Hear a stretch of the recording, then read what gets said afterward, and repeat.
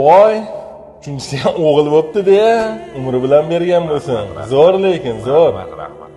Alloh sizga ham o'g'il berdi. Allohga shukr. Bugun ziyofat menda, xotiromalaring inshaalloh.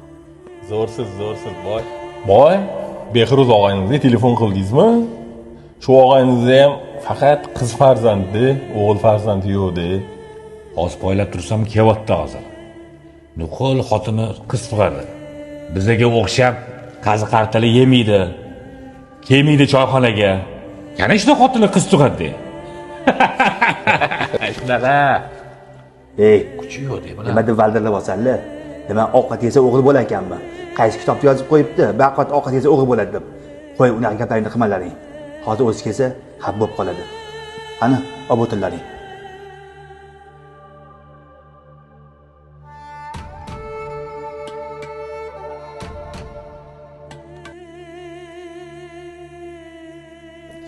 Yaxshi kelding, o'rta. Tuzukmisan? Qani, farzandlaring yaxshimi? Men bor uzr so'rayman, o'ta olmadi u. Qani, qizaloq yaxshimi? Esalamon qutulib oldimi? Eshitib xursand bo'ldim, lekin o'ta olmadi u. Baxtga qarshi uzoqroq dedim, do'stim. Endi nima deysan, o'rtoq, nasibda. Mirza, o'g'illar moro bo'lsin, umri bilan, rizqi bilan bergan bo'lsin. Qori yigitlardan bo'lsin, o'rtoq. Behruz, men hozir osh yetib bordim. Osh yeguncha men jizzadan yeb tur. Ol. Men jizzadan olib ber. O'rtoq, bilasan-ku, men jizza yemayman. Oshing kelsa, oshingdan yermiz.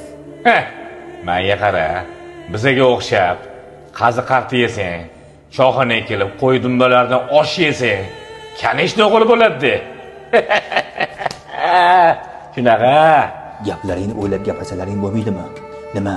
Gap ovqatda bo'ptimi? Sen bularning gapiga e'tibor qilma, do'stim.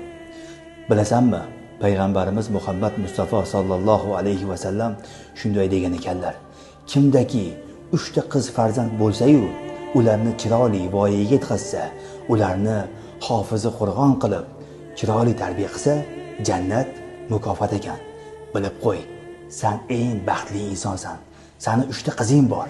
Demak, sen jannatiysan, Xudo xolasa.